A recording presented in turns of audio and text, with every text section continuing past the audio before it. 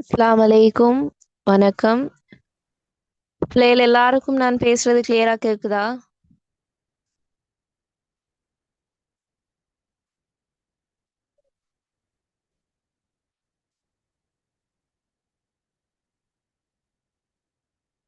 Okay. சரி. சரி பிள்ளைகள், நம்ம கிளாஸஸ் ஸ்டார்ட் பண்ணுவோம். இன்னைய கிளாஸ் நம்மளோட சேர்ந்து செய்யறதுக்காக இசாம் சார் இணைஞ்சிருக்கிறாரு. ஃபர்ஸ்ட் ஆஃப் ஆல் நான் அவருக்கு தேங்க்ஸ் பண்ணணும் இந்த செமினார் செய்யறதுக்கு. இன்ஷா அல்லாஹ் நிறைய விஷயங்கள் இன்னைக்கு புதுசா படிப்பீங்க என்ற ஹோப் இருக்கி சார் கண்டினியூவா செய்துட்டு போவாரு. சார் நீங்க செய்யுங்களா? Okay, miss. Thank you. Okay.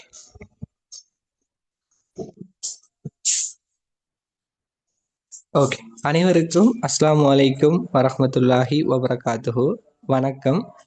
நான் பேசுறது எல்லாருக்கும் கிளியரா கேக்குது தானே? எல்லாரும் பேசலாம், பயப்பட வேணாம். Right. Okay okay okay okay thank you thank you. Okay, கேக்குது. ரைட். அப்போ நம்ம ஸ்டார்ட் பண்ணிக்கொள்வோம். அதாவது உங்களுக்கு தெரியும், முதலாவது விஷயம் ஒரு சின்ன ஒரு விஷயம் ஒன்று சொல்லி தரேன் உங்களுக்கு.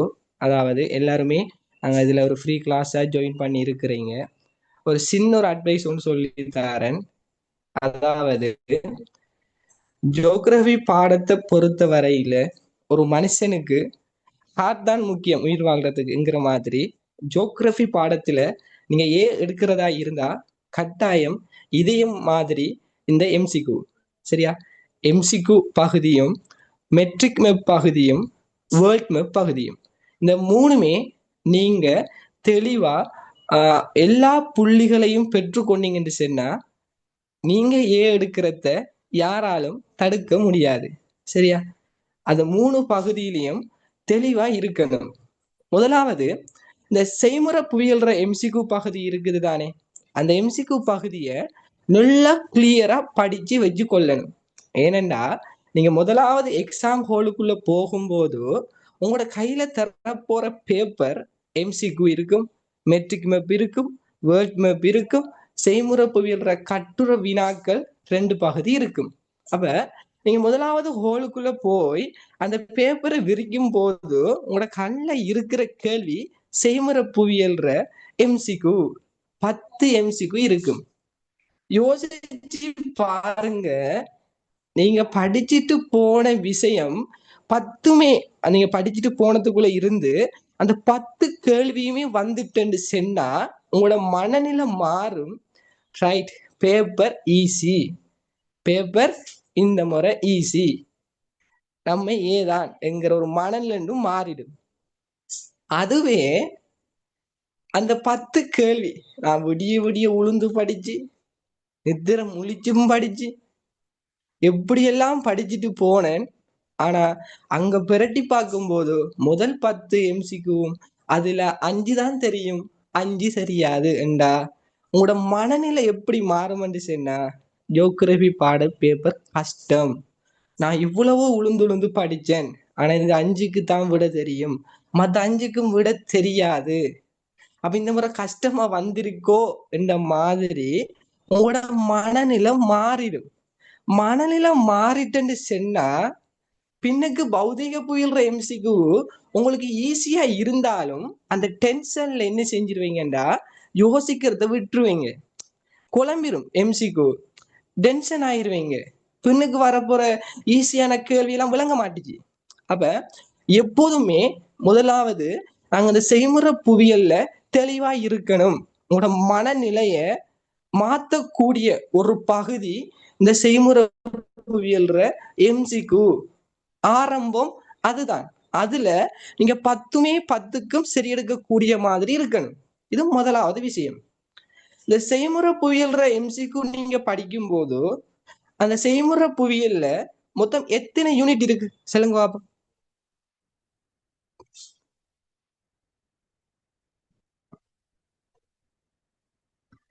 புவியியல் படிக்கம், செய்முறை புவியியலுக்குள்ள எம்சிக்குக்காக வந்திருக்கும். மொத்தம் செய்முறை புவியியல்ல எத்தனை யூனிட் இருக்கு?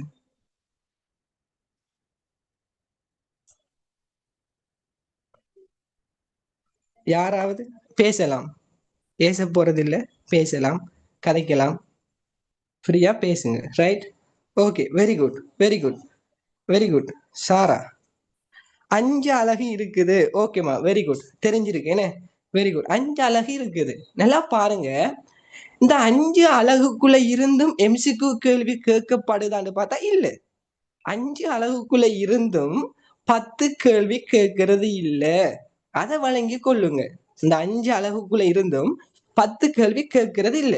நீங்க ஃபைனல் பாஸ் பேப்பரை 2019 இருந்து 25 வரைக்கும் பார்த்தீங்கன்னு சொன்னாலும் இந்த அந்த 10 கேள்வியும் 5 அலகுக்குள்ள இருந்து கேட்க மாட்டாங்க. தெளிவா சொல்லித்தரேன் கேளுங்க. முதலாவது யூனிட் செய்முறை புவியியல்ற முக்கியத்துவம். நான் என் கிளாஸ் செய்யற இடத்துல இல்ல, வேறொரு இடத்துல நிக்கேன். டியூட் எதுவும் இல்லை, சொல்லித்தாரேன். சில மிஸ்டேக் எதுவும் வராது. சரியா? பாருங்க, செய்முறை புவியியல்ற முக்கியத்துவம் முதலாவது யூனிட். அதுல இருந்து கேள்வி வாரது இல்லை எம்சிக்யூக்கு. ஏன் தெரியுமா? அதைத்தான், அதுக்குள்ள இருக்கிற விஷயங்களைத்தான் நாங்க பின்னுக்கு ஒவ்வொரு தலைப்புகளாக படிக்க போறோம். அதனால அதுக்குள்ள இருந்து எம்சிக்யூ கேள்வி வாரல்ல. எம்சிக்யூ கேள்வி வாரல்லங்கிறதால நாங்க ஆயத்தப்படுத்தாம போறது இல்லை. அதையும் ஆயத்தப்படுத்தித்தான் போகணும். ஆனா தெரிஞ்சு வச்சு கொள்ளணும், அதுல இருந்து இதுவரைக்கும் எம்சிக்யூ கேள்வி வாரது இல்லை. முதலாவது. 2வது யூனிட் நீங்க படிச்சிருப்பீங்க, தேர்ச்சி 2. அதுல 2 தேர்ச்சி மட்டும் இருக்கு. ஒன்று படம், மெப், கருப்பொருள் படம், இடவிளக்க படம், அந்த விஷயம்.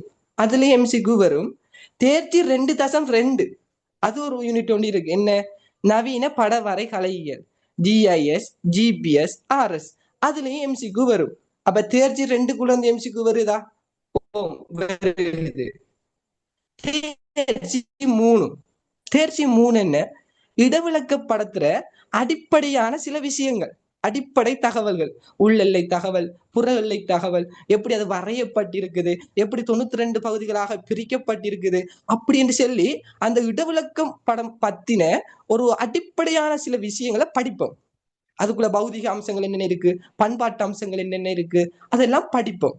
அப்ப அதுவும் எம்சிக்யூக்கு வரும். 4வது யூனிட்ல இருந்து வாரல்ல, சொல்லித்தாரன். 5வது யூனிட் அதான் புள்ளி விவர படவரை கலையியல். ஏன் 4வது யூனிட்ல இருந்து வாரல்ண்டா, 4வது யூனிட்ட நாங்க தனியா படிக்க போறோம். இடவிளக்க படத்துல 20 மார்க்ஸுக்கு படிக்க போறோம். அதுல எந்த ஒரு சாய்ஸும் இல்லை. அதனால அதை ஃபுல் கிளியரா படிச்சா அதுல எம்சிக்யூ வந்தாலும் செய்து கொள்ளலாம். அப்ப நல்லா வழங்கி கொள்ளுங்க. தேர்ச்சி 2, தேர்ச்சி 3, தேர்ச்சி 5. இந்த 3 தேர்ச்சிக்குள்ள இருந்துதான் 10 கேள்வி. இந்த 3 தேர்ச்சிக்குள்ள இருந்துதான் 10 கேள்வி உங்களோட செய்முறை புவியியல்ற எம்சிக்யூக்கு வரப்போகுது. இப்ப பாருங்க, இந்த 3 தேர்ச்சிக்குள்ள 10 கேள்வி. அந்த 10 கேள்விக்குள்ளேயும் 5 கேள்வி, 10ல அரைவாசி என்ன, 5 கேள்வி இந்த புள்ளி விவர படவரை கலைகளுக்குள்ள இருந்து வருகுது. நல்லா வழங்கிக் கொள்ளுங்க. எம்சிக்கு 3 யூனிட்ல இருந்து தான் வருகுது. அதுலயும் 10ல 5 கேள்வி இந்த புள்ளி விவர படவரை கலையிலிருந்து வருகுது. கடந்த 2 வருடங்களாக 5 கேள்வி வருகுது. அப்ப இது இந்த யூனிட் எந்த அளவுக்கு முக்கியம்? ஜியோகிராபி பாடத்துல ஒரு புள்ளியேனும் நீங்க இழந்தா அது உங்களோட செட் ஸ்கோரை எங்கேயே கொண்டு போய் நிப்பாட்டும். அந்த அளவுக்கு ஒரு முக்கியமான ஒரு யூனிட். எம்சிக்யூ பொறுத்தவரையில மிக நூதனமாக நுணுக்கமாக படிச்சு கொள்ளணும். சரியா? அதை பத்தி தான் இன்றைக்கு பார்க்க போறோம். அப்ப நான் எடுத்த எடுப்புலயே உங்களுக்கு புள்ளி விவர பரவரைகளுக்குள்ள போகல. அந்த அந்த யூனிட் எந்த அளவுக்கு உங்களோட இறுதி பரீட்சைக்கு முக்கியத்துவம்ங்கிறத உணர்த்தி இருக்கு. அது ஒரு விளையாட்டு மாதிரி இல்லாம அதை எந்த அளவுக்கு நாங்க படிக்கணும்ங்கிற அந்த தாற்பயத்தை விளங்கி கொள்ளுங்க. முதலாவது அதான் விஷயம். விளங்குதா? ஏன் ஒரு விஷயத்துல தாற்பயத்தை நாங்க விளங்கினாதான் நாங்க அதுல சரியா படிப்போம். இல்லாட்டி ஏனோ தானோன்னு போட்டு விட்டுருவோம். சில பிள்ளைகள் இந்த யூனிட் படிக்கிறல்ல. இன்னொரு விஷயம், இன்னொரு பிரச்சனை, இந்த யூனிட் படிக்கிறல்ல. ஏனண்டா இது கட்டுரை செய்முறை பூர்வ கட்டுரை வினாக்களுக்குள்ள வரைவுகள் எல்லாம் வரும். நான் நோட்ஸ் பகுதி தான் செய்யறது. கட்டுரை வினாக்குள்ள வரைவு எல்லாம் வரும், நான் செய்யறல. அதனால அந்த பகுதி எனக்கு ஓடுறதில்ல. அதுவும் இல்லாம அதுக்குள்ள கணக்கு பாடம் இருக்குது, அதையும் கஷ்டம், அதுவும் எனக்கு ஓடுறது. எப்படியே எடுக்கிற 5 கேள்வி இதுக்குள்ள இருந்து வருகுது. நீங்க பயப்பட வேணாம். இதுக்குள்ள இருந்து நீங்க நினைக்கிற மாதிரி கஷ்டமான பகுதி எல்லாம் இல்ல. இந்த சந்திரமுகி படத்துல அந்த பெரிய மலைப்பாம்பு எல்லாம் உள்ளுக்கு இருக்குங்கிற மாதிரி பெரிய பெரிய கற்பனை எல்லாம் வச்சிருப்பீங்க. பேர் இருக்குதாம்னு சொல்லுவாங்க, பாம்பு இருக்குதாம்னு சொல்றாங்க. அப்படி எல்லாம் இல்ல. ஈஸி. உங்களுக்கு கூட்ட தெரியுமா? 1 1 2, பெருக்க தெரியுமா? 2 4, பிரிக்க தெரியுமா? 10 2ஆல பிரிச்சு 5. இதுவும் தெரிஞ்சா போதும். விளங்குதா? இந்த பகுதிக்குள்ள இவ்வளவும் தெரிஞ்சா போதும். ஈஸியான பகுதி. முதல் கஷ்டம்ங்கிற அந்த ஒரு கான்செப்ட்ல இருந்து வெளியால வாங்க, வெளியால வாங்க. ஈஸியா படிக்க போறோம். இதுல எப்படி கேள்வி வந்திருக்குது, என்ன விதத்துல வந்திருக்குது, உங்களுக்கு எது கேட்க போறாங்க, 2026க்கு என்னத்தை கேட்கலாம் கெஸ் பண்றோம். ஒரு நீங்க எஸ்ஏ கேள்வி கெஸ் பண்ணி தான் பார்த்திருப்பீங்க. என்ன எம்சிக்கு கேள்விய சேர்மார் சொல்லுவாங்க, எம்சிக்கு கேள்வி எல்லாம் கெஸ் பண்ண இயலாதுண்டு. உண்மைதான். ஆனா அதையும் தாண்டி என்ன, அதையும் தாண்டி 100க்கு 99% வரக்கூடிய கேள்விகளை நாங்க கெஸ் பண்ணலாம். அதுக்காக வேண்டி அதை மட்டும்தான் படிச்சுட்டு போங்கணும்ங்கிற வழிகாட்டல் பிள்ளை. எல்லாம் தான் நாங்க படிக்க போறோம். அப்ப ஏன் கெஸ் பண்றோம்? ஒரு கேள்வி ஒன்று வரப்போகுது, எல்லாம் தான் படிக்கிறோம், எல்லாம் தான் படிக்க போறோம், அப்ப ஏன் சார் கெஸ் பண்றோம் என்றா நல்லா வழங்கி கொள்ளுங்க. நாளைக்கு எக்ஸாம், ஜோக்ரஃபி பாடம் ஃபைனல் எக்ஸாம். இன்றைக்கு நைட்டுக்கு ஜோக்ரஃபி பாடம் எம்சிக்கு படிக்க போறீங்க. என்னத்தை படிக்கிற? எல்லாத்தையும் படிக்கிறது இல்ல. ஆல்ரெடி எல்லாத்தையும் படிச்சு வச்சிருப்பீங்க. ஜோக்ரஃபி பாட எக்ஸாமுக்கு முதல் ஆண்டு நீங்க படிக்க போற விஷயம், நம்ம இதுல என்னென்னத்தையெல்லாம் ரெட் கலர்ல மார்க் பண்ண சொல்றனோ, எதை எதையெல்லாம் மார்க் பண்ண சொல்றோமோ அதைத்தான் படிக்கிறது. ஏன், ஆல்ரெடி எல்லாத்தையும் படிச்சுட்டோம். இப்ப என்ன செய்யறது? மார்க் பண்ண சொன்னதை படிக்கிறது. ஈஸியா இருக்கும். எக்ஸாம பயம் இல்லாம செய்யுங்க, செல்லுவாங்க, கஷ்டப்பட்டு படிங்க, அழகா எடுக்க சொல்லி நான் சொல்றேன். ஈஸியா படிங்க, இஷ்டப்பட்டு படிங்க, எடுக்கலாம். கஷ்டப்படுறதுக்கு ஒன்றுமில்லை. இது கஷ்டமான பாடமா? ஜோக்ரஃபி பாடம் ஈஸியான பாடம். 1ஆம் ஆண்டு புள்ளியும் செய்யும். ஏன் உங்களால செய்யலாண்டா? சரியான வழிகாட்டல் இல்ல, சரியான தெளிவான கற்பித்தல் இல்ல.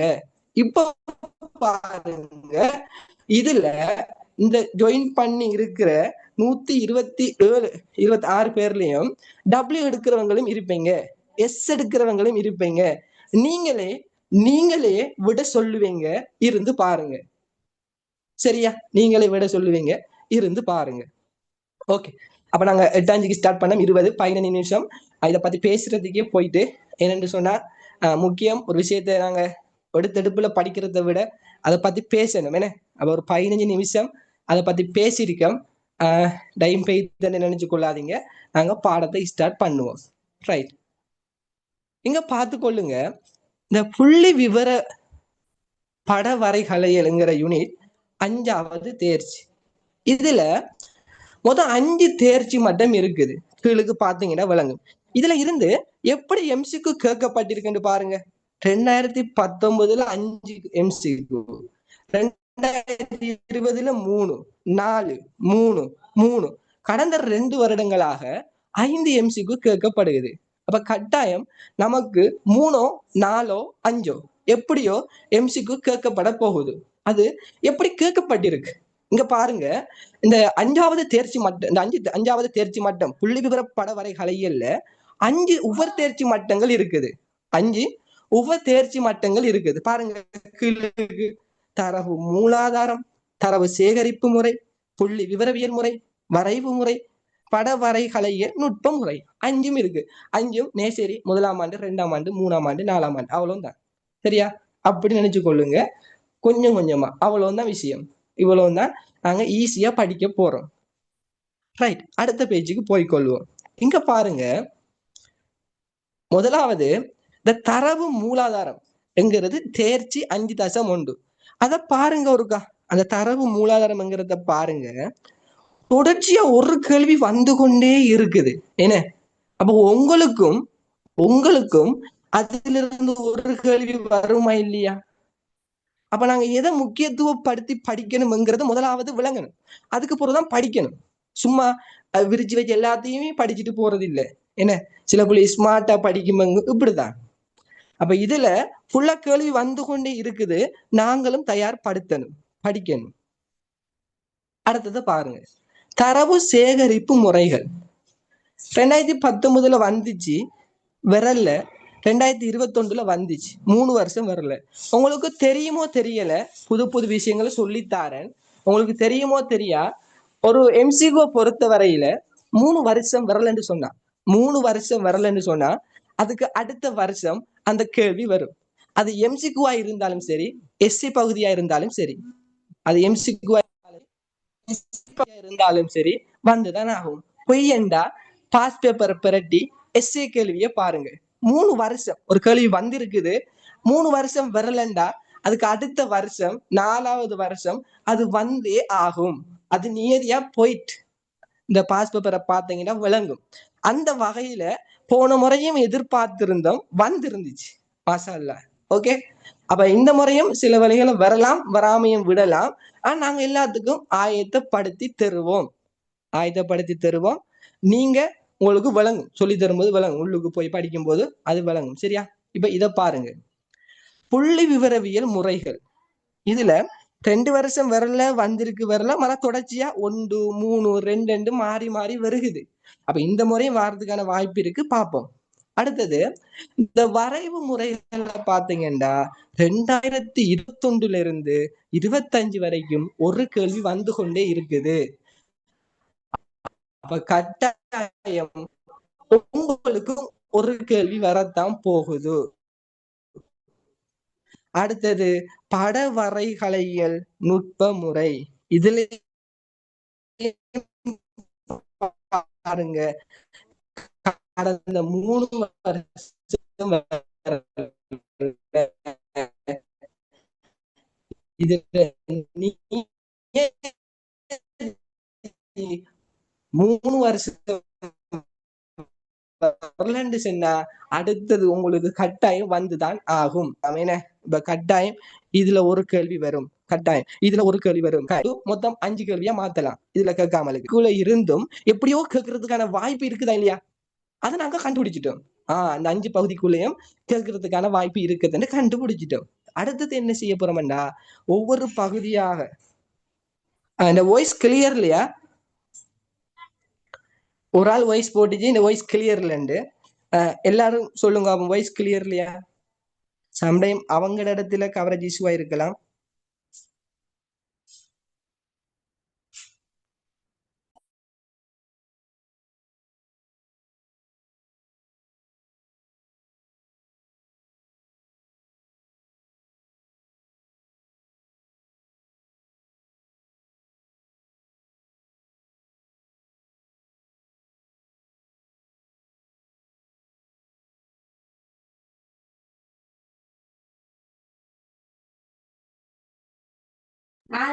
கொஞ்சம் பொருள்.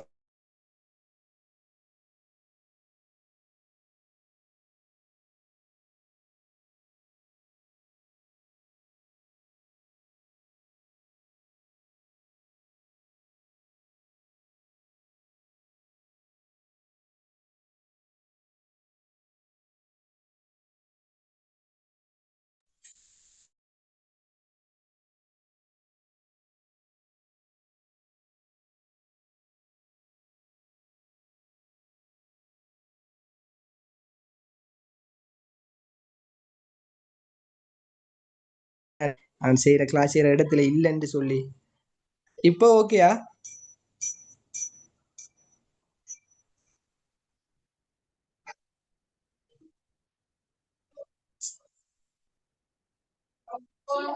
ஓகே ஓகே ஓகேம்மா, right. Okay okay, very good. Okay, right. Thank you. சரி, நாங்க போய் ஸ்டார்ட் பண்ணுவோம். முதலாவது ஓகே, முதலாவது தரவு மூலாதாரங்கள் தேர்ச்சி 5.1. முதலாவது பகுதி தரவு மூலாதாரங்கள். எல்லாம் விளங்கிக் கொள்ளுங்க. தரவு மூலாதாரத்துல நான் சொல்லியிருந்தேன் உங்களுக்கு இதுல இருந்து ஒரு கேள்வி வரப்போகுது அப்படின்னு சொல்லியிருந்தேன். என்ன கேள்விங்கிற சின்ன ஒரு ஐடியாவை எடுக்க போறோம். விளங்குதா? வரலாம், இல்லாட்டி வேற கேள்வி வரலாம். ஆனா உங்களுக்கு விளங்கும் அந்த எப்படி அந்த மெத்தட்ல வருதுங்கிறது உங்களுக்கு விளங்கும். சொல்லும் போது பாருங்க, இதுக்குள்ள 2 விதமான பகுதி இருக்கு. இந்த தரவு மூலாதாரத்துக்குள்ள நீங்க படிக்கிற பகுதி 2 விதமான பகுதி இருக்கும். தரவுட வகைகள் நிறைய, ஒரு 8 விதமான தரவு இருக்குது. அளவுசார், பண்புசார், முதல் நிலை, இரண்டாம் நிலை, தொடர்ச்சியான, தொடர்ச்சியற்ற, கூட்டமாக்கப்பட்ட, கூட்டமாக்கப்படாதண்டு ஒரு 8 வகையான தரவு இருக்குது. 2வது பிரதானமான தலைப்பு தரவுக்கும் தகவல்களுக்கும் இடையிலான வேறுபாடு. இந்த தலைப்பை நாங்க செய்முறை புவியல்ற கட்டுர வினாக்குள்ள கொண்டு வருவோம். ஏண்டா இதுல இருந்து அந்த அளவுக்கு எம்சிக்கு கேட்கறது இல்லை. இப்ப எதுல இருந்து 2019 இருந்து 2025 வரைக்கும் எதுல இருந்து எம்சிக்கு கேட்கிறாங்கன்னு சொன்னா இந்த இந்த இந்த பகுதியில இருந்து எதுல எம்சிக்கு கேட்க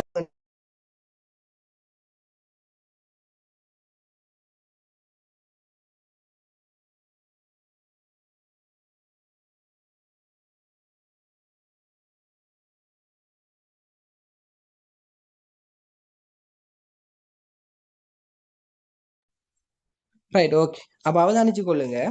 இந்த தரவு வகைகள்ல மொத்தம் 8 தரவு வகைகள் இருக்குது. இதை நல்லா பாருங்க எப்படி கேள்வி கேட்கிறாங்கன்னு சொன்னா, அளவுசார் தரவு 2020 2019 இருந்து புதிய பாடத்திட்டம், 2019 இருந்து 25 வரைக்கும் புதிய பாடத்திட்டம்.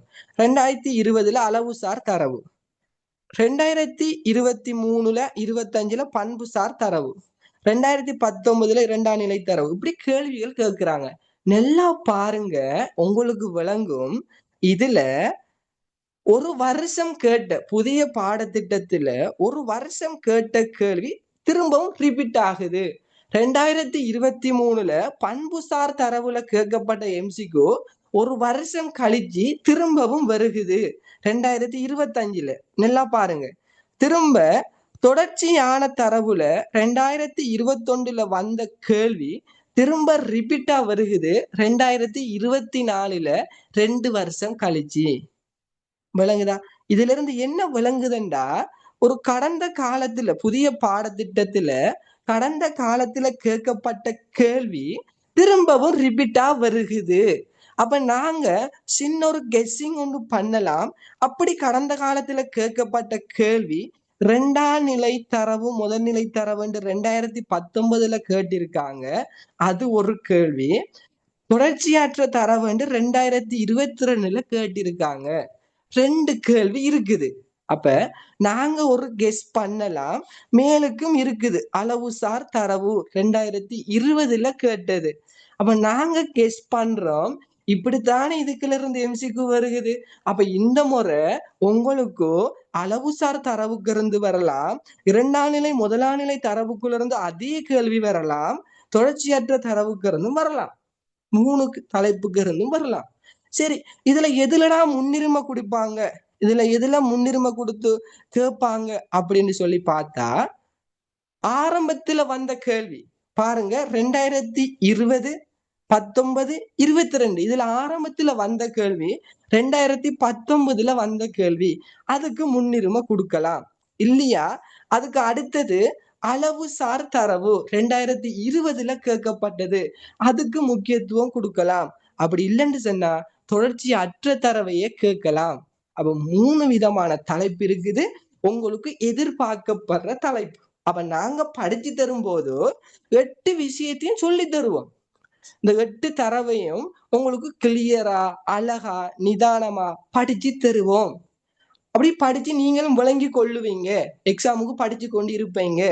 ஆனா நீங்க ஒரு நாளைக்கு எக்ஸாம்டா, இன்றைக்கு நீங்க எம்சிக்யூ ப்ரிப்பேர் பண்ணும் போது எதை முக்கியத்துவப்படுத்தி பார்க்கணும்னு சொன்னா இந்த 3 தலைப்பையும் முக்கியத்துவப்படுத்தி பார்க்கணும். அப்ப உங்களுக்கு ஈஸியா இருக்குமா இல்லையா?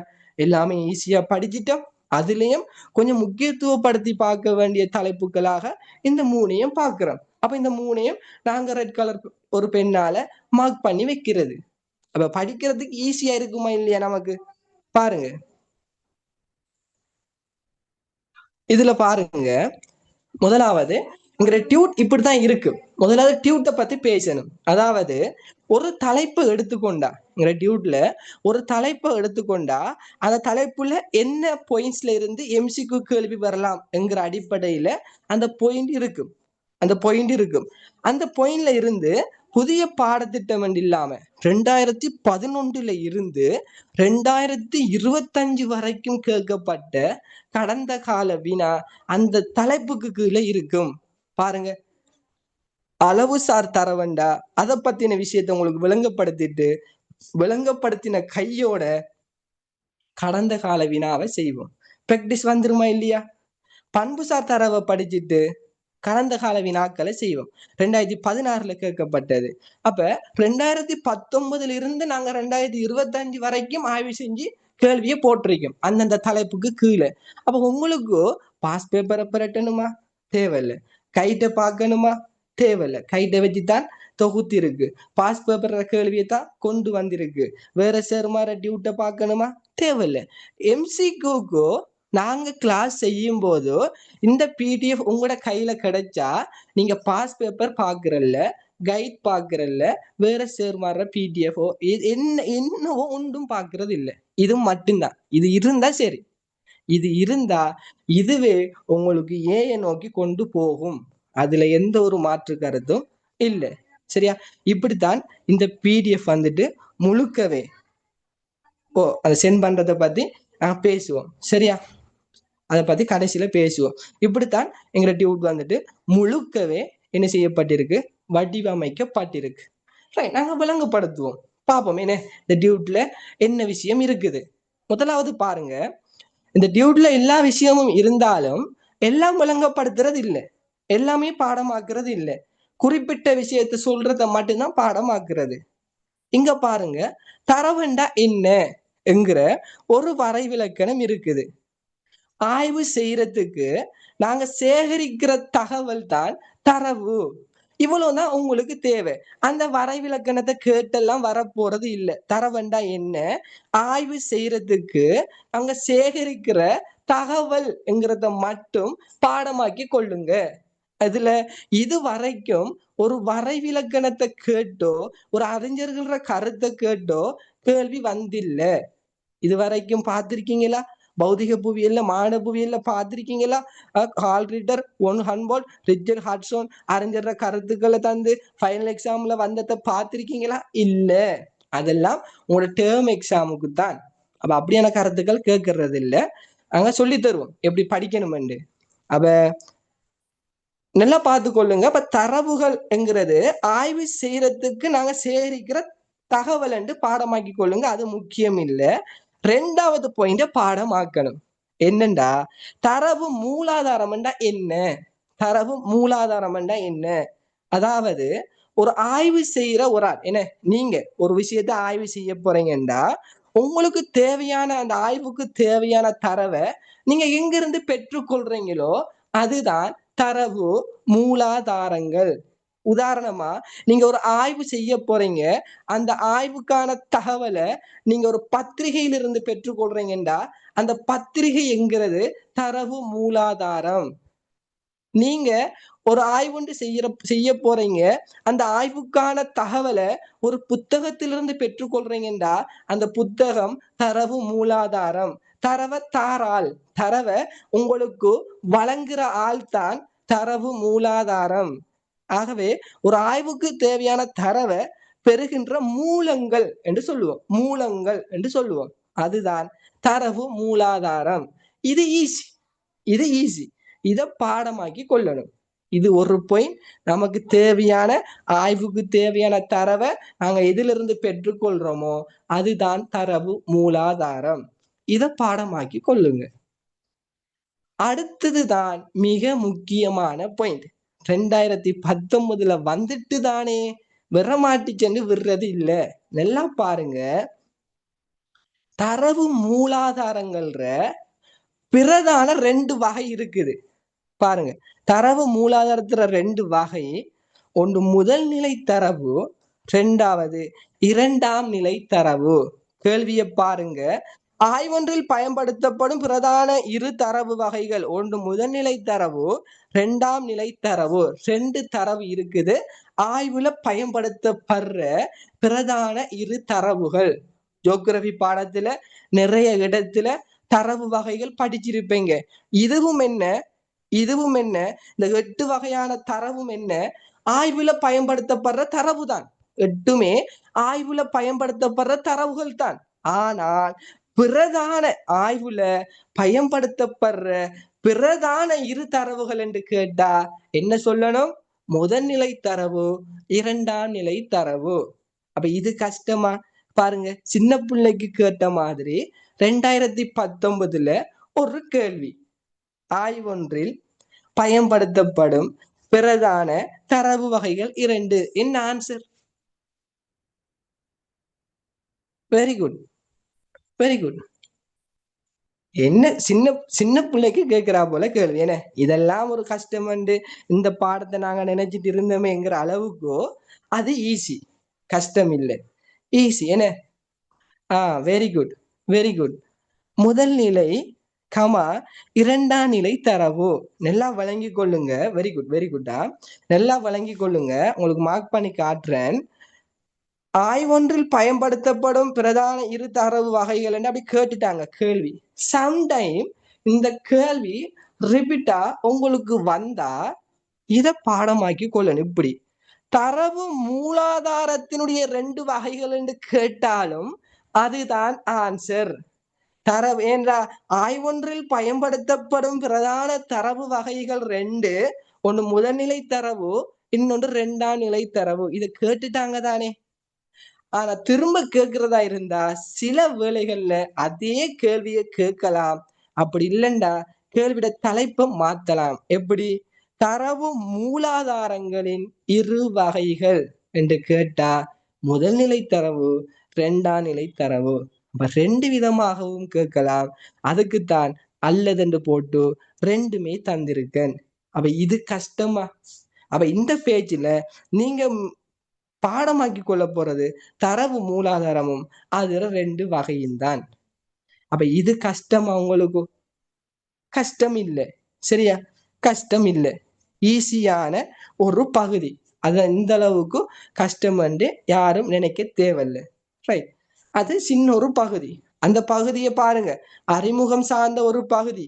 அது இந்த முன்னுக்கு இல்லை, ஆனா இதுக்குள்ள உள்ளடக்கத்துக்கு வந்திருக்கு. என்ன, அறிமுகம் சார்ந்த ஒரு பகுதிக்கு இருந்தும் கேள்வி எடுக்கக்கூடிய வாய்ப்பு இருக்குது.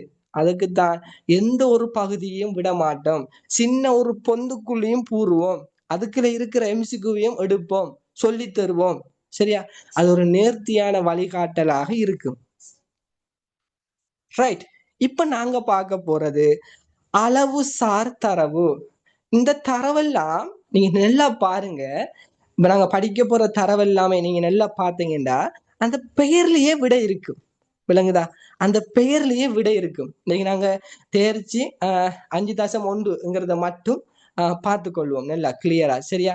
அதுக்கே டைம் போதுமானதா இருக்கும், பார்ப்போம். ரைட், இந்த அளவு சார் தரவை நீங்க பாருங்க. அதாவது அந்த பெயர்லயே இருக்கு ஒரு அளவு. பாருங்க, அளவு சார் தரவு என்கிறது எண்ணிக்கை அடிப்படையில விளங்கக்கூடிய தரவு. அதாவது ஒரு தரவை நாங்க எண்ணிக்கை அடிப்படையில சொல்லலாம். இன்னொரு விஷயத்தை நல்லா வழங்கி கொள்ளுங்க. அளவு சார் தரவுக்கு நான் வேறு பெயர் தந்திருக்கேன். அளவு சார் தரவு, கணிய தரவு, எண் சார்ந்த தரவு. நல்லா விளங்கி கொள்ளணும். ஜியோகிராபி பாடத்தை பொறுத்த வரையில ஒரு சொல்லுக்கு இருக்கிற வேறு பெயர்களை நீங்க தெரிஞ்சு வச்சிருக்கிறது என்கிறது மஸ்ட், பர்லு, கட்டாயம். சரியா? ஏனண்டா என்ன சொற்பதத்துல கேட்பாங்க தெரியாது. அளவு சார் தரவண்டு கேட்கலாம், அல்லது கணிய தரவண்டு கேட்கலாம், அல்லது எண் சார்ந்த தரவண்டு கேட்கலாம், எப்படியும் கேட்கலாம். நாங்க நீ எப்படி கேட்டாலும் நாங்க விட எழுதுவோம், நீ எப்படி குழப்பினாலும் நாங்க கிளியரா தான் பதில் சொல்லுவோம்ங்கிற அளவுக்கு நாம கிளியரா இருக்கணும். ஏன்னா நாங்க அங்க நின்று படிக்கிற ஆக்கள் இல்லையே, நம்ம கிட்ட படிக்கிறேன்னு சொன்னா அதுக்கு ஒரு லெவல் ஒன்று இருக்கும். என்ன, அதுக்கு ஒரு என்ன ஒரு டிமாண்ட் ஒன்று இருக்கும். அதை நீங்க விளங்கும். உங்களுக்கு கிளாஸ் முடியும் போது நீங்க இருந்த நாலேஜுக்கும் இந்த பாடத்தை நினைச்சிட்டு இருந்த அந்த சிந்தனைக்கும் கடைசியில் இருக்கிற சிந்தனைக்கும் பெரிய ஒரு டிஃபரண்ட் ஒன்று விளங்கும் இந்த கிளாஸ் முடிகிற டைம்ல. ரைட், இங்க பார்த்துக்கொள்ளுங்க. அளவு சார்ந்த தரவுங்கிறது ஒரு தரவை எண்ணிக்கை அடிப்படையில சொல்லலாம். உதாரணமாக வயது.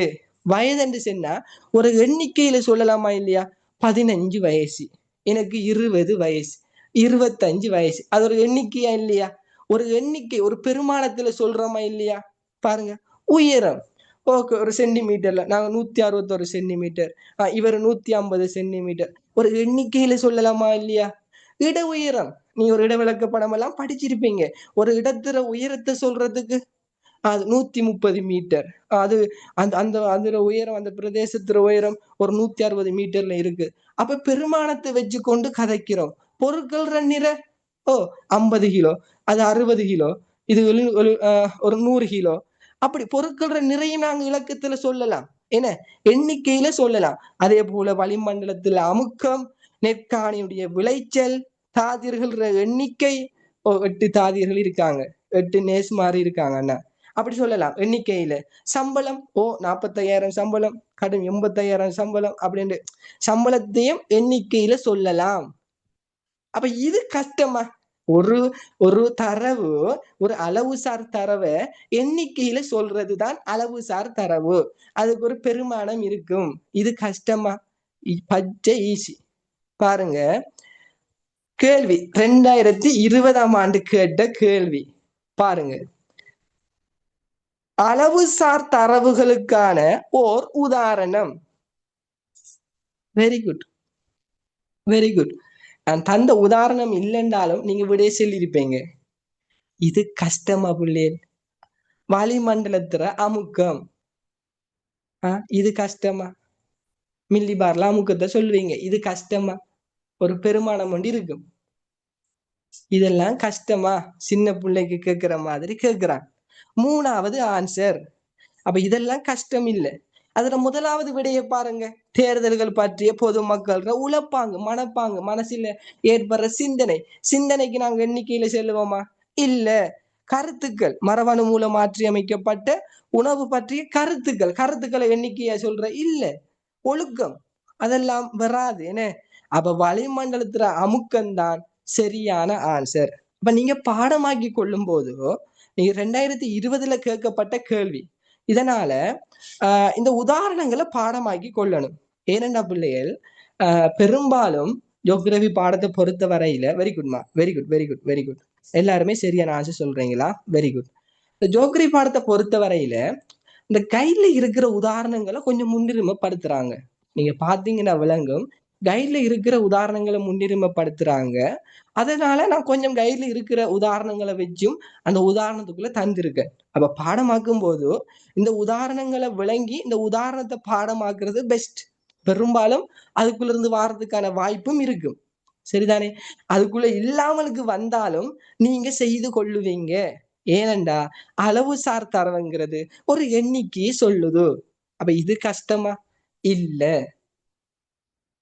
அப்ப இது எல்லாருக்குமே விளங்கிட்டு, அல்ஹம்துலில்லாஹ். ஓகே, எல்லாருக்கும் விளங்கிட்டு, குட். அடுத்தது பண்புசார் தரவு. இது என்ன பண்புசார் தரவுண்டா? அளவுசார் தரவுக்கு அப்படி ஆப்போசிட்டா பார்க்க போறோம்.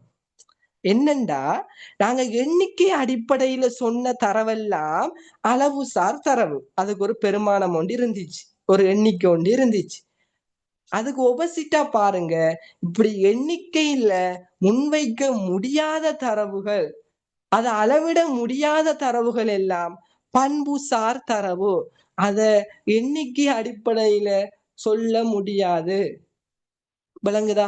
அது பண்புசார் தரவுலேயே ஒரு அதுக்கான அர்த்தம் இருக்குது. பண்பு, அந்த பண்பு வெளிக்காட்டும். பாருங்க, நிறம், 2வது பாயிண்ட், நிறம், மனம், சுவை, தோற்றம், அழகு, கவர்ச்சி போன்ற பண்புகளை வலியுறுத்தும். நான் உங்கள்கிட்ட அடிப்படை ஆரம்பத்துல சொன்னதான் அந்த தரவுட பெயர்லயே விட இருக்கும். என்ன பண்புசார் தரவுங்கிறது? ஒரு விஷயத்தினுடைய பண்பை வெளிக்காட்டும். ஒரு மலைத்தொடர் இருக்குன்னு சொன்னா அந்த மலைத்தொடரின் அழகுங்கிறது பண்புசார் தரவு. ஏன் அந்த மலைத்தொடர் அழகுங்கிற அந்த அழகுங்கிறது ஒரு பண்பு. பாருங்க, உதாரணத்தை பாருங்க. இனம், பால். பால் என்ன பால்? ஆண்பால், பெண்பால். அது ஒரு பண்பு. விளங்குதா? எண்ணிக்கையில சொல்ல முடியாது. பெயர் விவரங்கள், தொழில் தகமைகள், மலைத்தொடர்ற அழகு, இதெல்லாம் பண்புகள். விளங்குதா? பொதுமக்கள் அபிப்பிராயம், கருத்து, அவங்களோட கருத்துக்கள், இதெல்லாம் என்ன செய்யுது? பண்புகள். என்ன, நாங்க இத பண்புகளை வந்துட்டு உதாரணமா பாருங்க, பொதுமக்கள் அபிப்பிராயம் இருக்குது. இதை நாங்க அபிப்பிராயம் பொதுமக்கள் அபிப்பிராயம், பொய்மக்கள் அபிப்பிராயம் நாங்க எண்ணிக்கையில சொல்லலாமா? அபிப்பிராயம் எண்ணிக்கையில சொல்லலாமா? இல்ல. அது ஒரு பண்பு.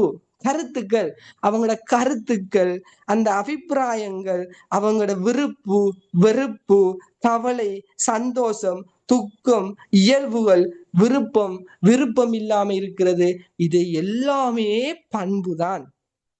எண்ணிக்கையில சொல்ல முடியுமா? அது அளவுசார் தரவு. எண்ணிக்கையில சொல்ல முடியாதா? அது பண்புசார் தரவு. விளங்கிட்டா? அந்த 10 உதாரணம் போட்டிருக்கேன். அந்த 10 உதாரணத்திலுமே அந்த பின்னுக்கு இருக்கிற விஷயங்களை பார்த்துட்டு வந்தீங்கனாலே உங்களுக்கு விளங்கும். இனம், பால், விவரம், தகமை, அழகு, அபிப்பிராயம், அவதானிப்பு, விருப்பு வெறுப்பு, இயல்புகள், கருத்துக்கள். அப்ப இதெல்லாம் ஒரு பண்பை வெளிக்காட்டுது. ஒரு பண்பை வெளிக்காட்டினா அது பண்பு சார் தரவு. அதை அளவிட முடியாது. அதுக்கு எண்ணிக்கை அடிப்படையில அந்த தரவை முன்வைக்க முடியாது. இது 2023லயும் கேட்டாங்க, 25லயும் கேட்டாங்க. உங்களுக்கு கேட்கப்பட போறது இல்ல பெரும்பாலும். சரியா? பெரும்பாலும். ஆனா நாங்க பார்க்க போறோம். இதுலயும் ஒரு விஷயம் ஒன்று சொல்லித்தர போறேன். சரியா? இதுலயும் உங்களுக்கு ஒரு விஷயம் ஒன்று சொல்லித்தர போறேன். அவதானிச்சு கொள்ளுங்க. நாங்க கடந்த கால வினாக்களுக்குள்ள போவோம். ஒவ்வொரு படிக்கும் போதும் ஒவ்வொரு புது புது விஷயங்கள் சொல்லி தருவேன். நல்லா பாருங்க. பின்வருவனவற்றுள் பண்புசார் தரவு எது? என்ன ஆன்சர்? 2016ஆம் ஆண்டு கேட்டது. Very good Sara. Okay, very good. Okay Ronan. Okay, எல்லாரும் பேரையும் சொல்லிக் கொண்டு இருக்கேன். மைக் ஒன் பண்ணி செல்லலாம். மைக் ஒன் பண்ணியும் செல்லலாம் விடையில. சரியா? அதுல எந்த ஒரு இதுவும் இல்லை. நீங்க பேசலாம், நானும் பேசலாம். சரியா? அதுல எந்த ஒரு இதுவும் இல்லை. Very good, very good. Right. பாத்தீங்களா? ஈஸியான கேள்வி. 2வது ஆன்சர், உற்பத்தி பொருளொன்று மீதான விருப்பம் அல்லது விருப்பமின்மை. அதுல முதலாவது ஆன்சரை பாருங்க. ஒரு மாணவர் உயரம், உயரத்தை எண்ணிக்கையில சொல்லலாம். அவர் எத்தனை 160 சென்டிமீட்டர் இருக்காரு, எத்தனை அடியில இருக்காரு, அந்த எண்ணிக்கையில சொல்லலாம். அரசாங்க சேவையாளர் குழு ஒன்றின் மாதாந்த வருமானம், அவரது சம்பளத்தை நாங்க எண்ணிக்கையில சொல்லலாம். 45,000, 50,000, 60,000. அப்ப எண்ணிக்கையில சொல்லலாம். ஒரு நெற்காணி ஒன்று விளைச்சல் எவ்வளவு விளைஞ்சிருக்குங்கிறத ஒரு பெருமதியை கொண்டு செல்லலாம். கம்பெனி ஒன்று லாபம், அதையும் ஒரு பெருமதியை கொண்டு செல்லலாம்.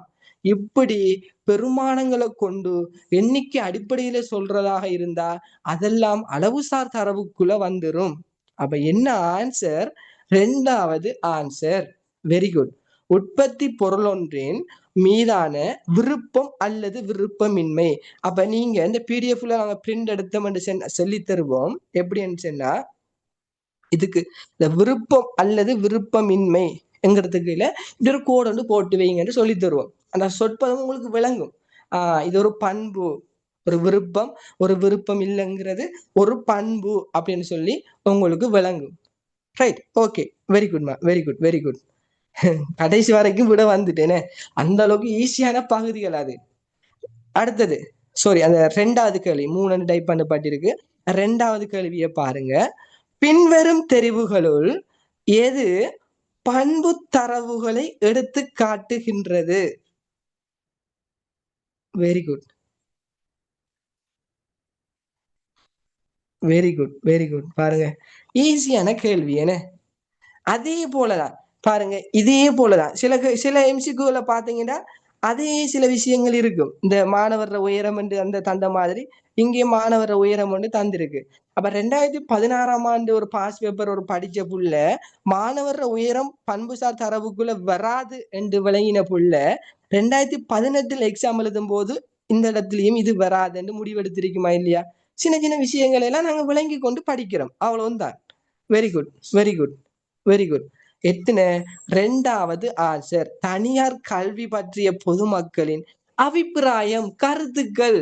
என்ன அபிப்பிராயம், கருத்துக்கள் எல்லாம் ஒண்ணுதான், அதுக்குள்ள வரப்போகுது.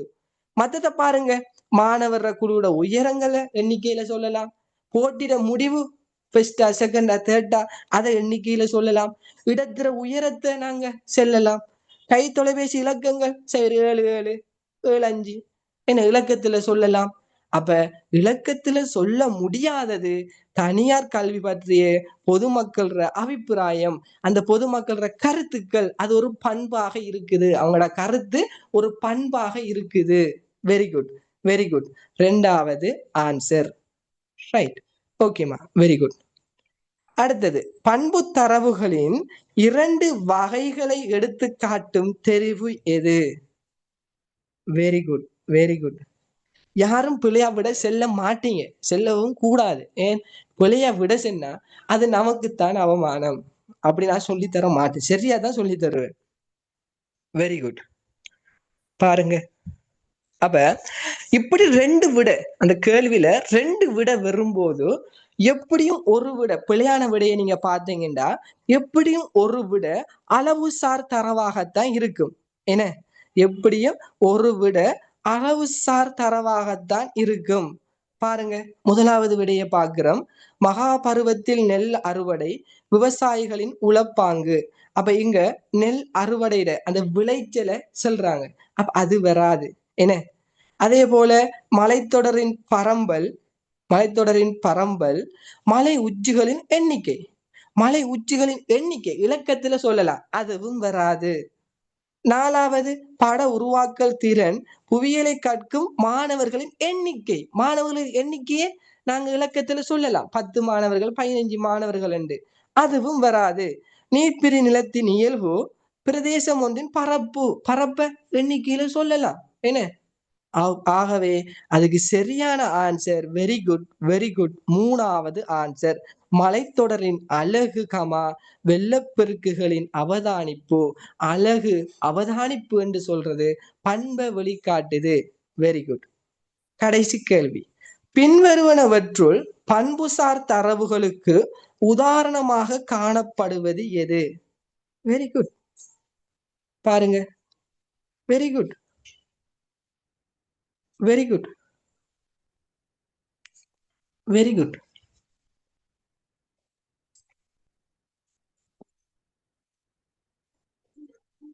ஒரு ஒரு டவுட் ஒன்று கேட்குது, ஒரு ஆள் டவுட் ஒன்று கேட்குது, பரம்பல் என்ன சார் தரவுகள்னு சொல்லி கேட்குறீங்க. அதை நாங்கள் ஸ்பெஷலாக படிப்போம், எங்க ஜிஐசிக்குள்ள படிப்போம், இதுக்குள்ள இல்லை. அதை அவங்க ஸ்பெஷல் ஒரு இடத்துல படிப்போம், சரியாமா? அதை இடத்த குழப்பி கொள்ள தேவையில்ல, இதை பார்த்து கொள்ளுங்க, சரியா? அதை நாங்கள் அங்கே ஒரு ஸ்பெஷல் அதுக்குண்டு படிப்போம். நான் எப்படி கேள்வி வருமோ அப்படி சொல்லி தருவேன், எப்படி கேள்வி வருமோ அப்படி சொல்லி தருவேன். பக்காவா இருக்கும், எந்த ஒரு சின்ன ஒரு தளமும் இருக்க மாட்டா, தளம்பலும் இருக்க மாட்டா. Right, okay, very good.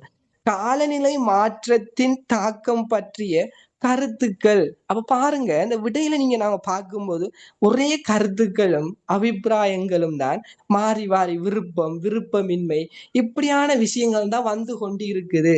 உங்களுக்கு வரப்போறது இல்லை, ஆனா விளங்கிக் கொள்ளுங்க. பாருங்க, அப்ப ஒரு கருத்துக்கள், இந்த அபிப்பிராயங்கள் தான் இந்த கருத்துக்கள் என்கிறதெல்லாம் அந்த புள்ள விளங்கி படிச்சிருக்கும் என்று சொன்னா இந்த கேள்விக்கு அழகா விட எழுதிருக்குமா இல்லையா? 2025ல கஷ்டமாகவே இருந்திருக்க மாட்டுச்சு, சரியா? ஓகே, அடுத்தது, இது விளங்கிட்டு உங்களுக்கு, சரிதானே? ஓகே, அடுத்தது முதல் நிலை தரவு. இந்த முதல் நிலை தரவுல 2ஆம் நிலை தரவு இந்த இடத்துல நாங்க பார்க்க போறது இல்லை.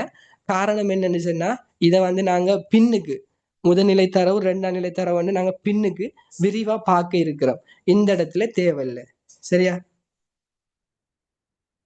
ஓகே, ஓகே, நான் சொல்றேன், எக்ஸாம் படிக்கிற ரிக்ஸ் எல்லாம் சொல்றேன், நிறைய ரிக்ஸ் இருக்கு, பார்ப்போம், சரியா?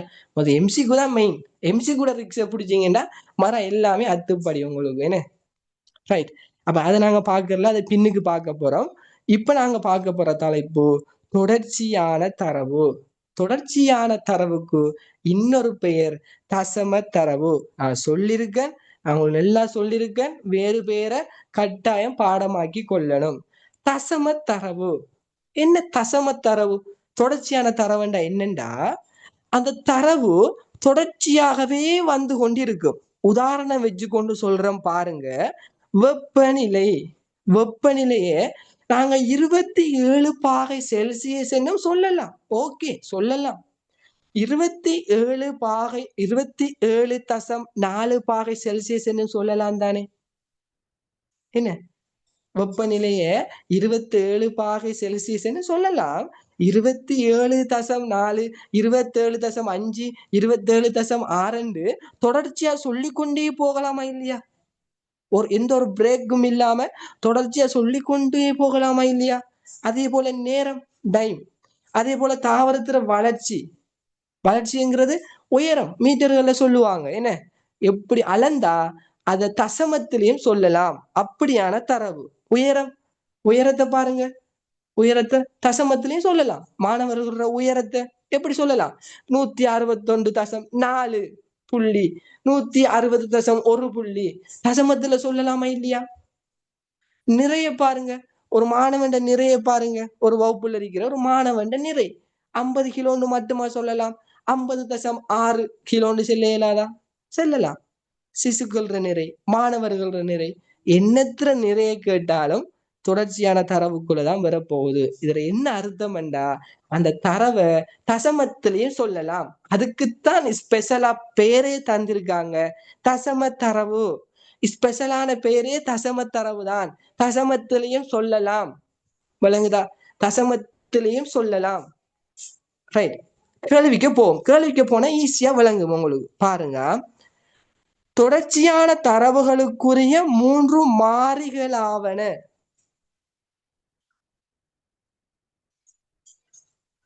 என்ன answer? Very good, very good. முதலாவதுக்கு வெரி குட். ரெண்டாவது ஆன்சர் என்ன? ரெண்டாவது ஆன்சர் தாவரத்திற வளர்ச்சி.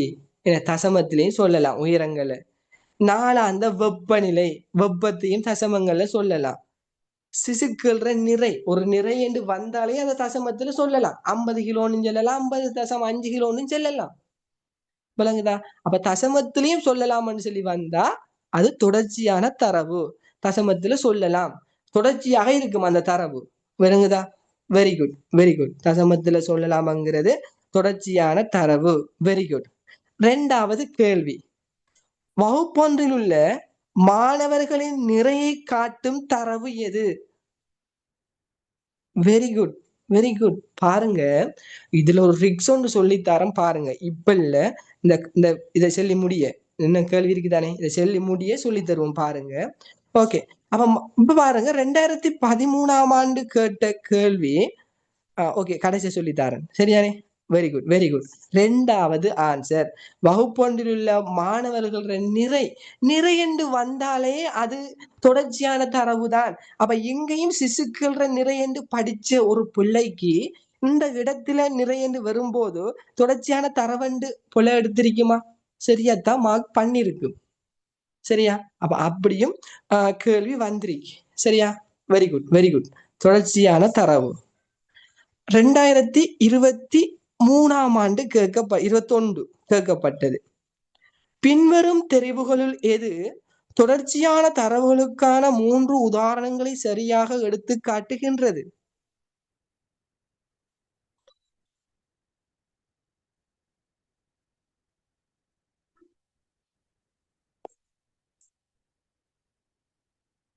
Very good, very good, very good. என்ன? Very good, very good. முதலாவது ஆன்சர் உயரம். ஒரு மாணவர் உயரத்தையும் நாங்க தசமத்திலையும் சொல்லலாம். என்ன? நேரம், அதே போல வெப்பநிலை, இதையெல்லாம் தசமத்துல சொல்லலாம். தசமத்துல சொல்லலாம். அதான் தொடர்ச்சியா சொல்லலாம். அந்த தரவை தொடர்ச்சியா சொல்லிக்கொண்டே இருக்கலாம். அப்படியான தரவு தான் தொடர்ச்சியான தரவு. Very good. அடுத்தது 2024 கேட்கப்பட்ட கேள்வி. வகுப்பறை ஒன்றில் உள்ள மாணவர்களின் உயரத்தினை எடுத்து காட்டும் தரவினை குறிப்பது. Very good. உயரம் பாருங்க. அப்ப இதுலயும் ஒரு ஒத்துமொண்டு இருக்கு, இதுலயும் ஒரு ஒத்துமொண்டு இருக்கு. இங்க நிறையண்டு கேட்டாங்க, சிசுக்கள் நிறையண்டு கேட்டுட்டு அந்த கேள்வியில வகுப்பறையில மாணவர்களை நிறையண்டு மாத்தி விட்டாங்க. மாணவர்களை நிறையண்டு அந்த நிறையண்டா ரெண்டுக்கும் பொதுவா இருக்குது. நிறையண்டாலே தொடர்ச்சியான தரவு தான். அது ரெண்டு கேள்வியில என்ன செஞ்சிட்டாங்கன்னா மாத்திட்டாங்க. பழைய பாடத்திட்டத்துல புதிய பாடத்திட்டத்துல என்ன செஞ்சாங்கன்னு சொன்னா அதுலயே உயரம் ஒன்று தந்திருக்காங்க. ஒரு விடையில ஒரு உயரம் ஒன்று தந்திருக்காங்க. அதே 2024 கேள்வியில மாணவர்களோட உயரம் வந்து மாத்திட்டாங்க. அப்போ ஒரு கேள்வியை செய்யற நோக்கம், கடந்த கால வினாக்களை செய்யற நோக்கம், அது எந்த அளவுக்கு நம்மளோட இறுதி பரீட்சையில தாக்கம் செலுத்துதுங்கிறது விளங்கிட்டா, அது எந்த அளவுக்கு கடந்த கால நாங்க வினாக்களை செய்யணும் என்கிற, ஏன் அப்படி பாஸ்ட் பேப்பரை செஞ்சு பார்க்கணும்னு சொல்றது விளங்கிட்டா, இப்படியான அந்த விடையிலேயே இன்னொரு கேள்வி வருது பாருங்க. அவங்க நினைச்சிருந்தா அந்த உயரம் வந்து 2021 தந்திருக்கு. அப்ப அதை வேறொரு உதாரணம் வந்து போட்டிருக்கலாம் தானே 2024. அப்ப சின்ன பிள்ளைக்கு கேட்ட மாதிரி தானே கேட்டிருக்கான். வகுப்பறை ஒன்றில் உள்ள மாணவர்களோட உயரம், அந்த உயரத்தை விரிவாக்கி கேட்டிருக்கு. என்ன அங்க உயரம், அதான் நமக்கு தேவை. பெரிய பந்தி கணக்குல அடிச்சுடுவாங்க. நமக்கு தேவையானதை வச்சு விடையை கண்டுபிடிச்சா சரி. அப்ப இப்படி ஒரு விஷயம் வந்து அதுக்குள்ள இருக்குது. இன்னொன்று எப்படி, இந்த கேள்விட மெதட்ட பாருங்க, இந்த கேள்விட மெதட்ட பாருங்க. ஒரு வருஷம், இங்க பாருங்க, ஒரு வருஷம் தொடர்ச்சியான தரவண்டு சொல்லி அந்த மெயினான ஹெடிங்க கேட்பாங்க. கேட்டா அதுக்கு அடுத்த வருஷம் கேட்கிற கேள்வியை பாருங்க, உதாரணத்தை தந்து அது என்ன தரவண்டு கேட்பாங்க. விளங்குதா? ஒரு வருஷம் கேட்கிறாங்க, அந்த தரவை தந்து அதுக்கு உதாரணம் என்னன்னு விடையில கேட்கிறாங்க. அதுக்கு புறவு வந்த கடந்த கால வினாவை பாருங்க, உதாரணத்தை தந்து அது என்ன தரவண்டு கேட்கிறாங்க. விளங்குதா? இதுல இருக்கிற மெதட் உண்டு. இங்க பாருங்க, இதுல பாருங்க 2021 கேட்டாங்க, தொடர்ச்சியான தரவை தந்து அந்த தரவு அதோட ஹெடிங்க தந்து உதாரணத்தை கேட்டாங்க. 2024 உதாரணத்தை தந்து அது என்ன தரவண்டு கேட்கிறாங்க. அப்ப விளங்குதா எப்படி மாறி மாறி கேள்வி வருதுண்டு? அப்ப ஒரு டைம்ல தொடர்ச்சியான தரவுக்குள்ள இருந்து கேள்வி வாரதாக இருந்தால் ஒரு தரம் அது உங்களுக்கும் வரலாம். ஏன் 2024 வந்திருக்கு, ஒரு வருஷம் விட்டு உங்களுக்கும் வரலாம். சில வேளைகளை சொல்றேன், வாரதாக இருந்தா எப்படி வரும்? தரவுட பெயரை தந்து கீழுக்கு உதாரணத்தை விடையில தருவாங்க. விளங்குதா? அப்ப நாங்க எப்படி கேள்வி, என்ன கேள்வி, ஒரு யூனிட்ல கேள்வி எப்படி வந்து கொண்டு இருக்குதாங்கிறத கண்டுபிடிக்கும். அதுக்குள்ள என்ன கேள்வியோட தலைப்பு வருமென்று கண்டுபிடிக்கும். அதுக்குள்ள இன்னும் இறங்கி அந்த கேள்வியில எப்படி மெதட்ல வரும், என்ன மாதிரி வரும், எப்படி அமைப்புல வரும்ங்கிறதையும் கண்டுபிடிக்கும். விளங்குதா? அப்ப நாங்க எந்த அளவுக்கு அதுக்குள்ள ஆழமா பயணிச்சிருப்போம்ங்கிறத யோசிச்சு பாருங்க. என்ன, மற்ற கிளாஸ் மாதிரி இல்ல, நாங்க இந்த எம்சிக்யூல எவ்வளவு ஆழமா பயணிச்சு இருப்போம்ங்கிறத யோசிச்சு பாருங்க.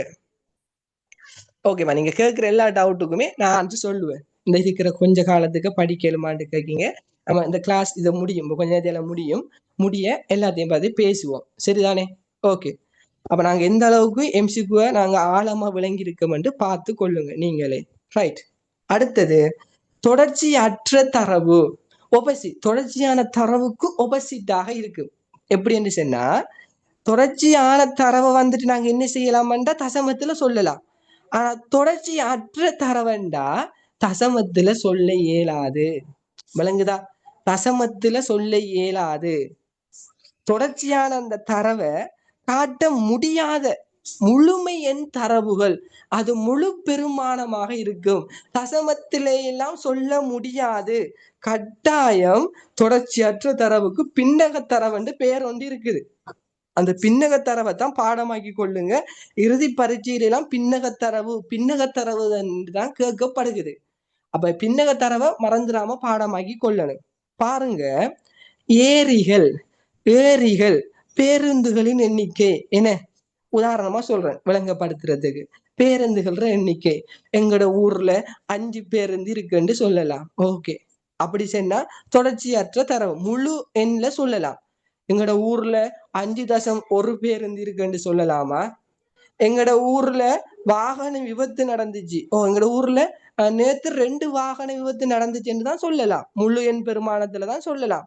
எங்கட ஊர்ல நேத்து 2.2 வாகன விபத்து நடந்துச்சுன்னு சொல்லலாமா? இல்ல.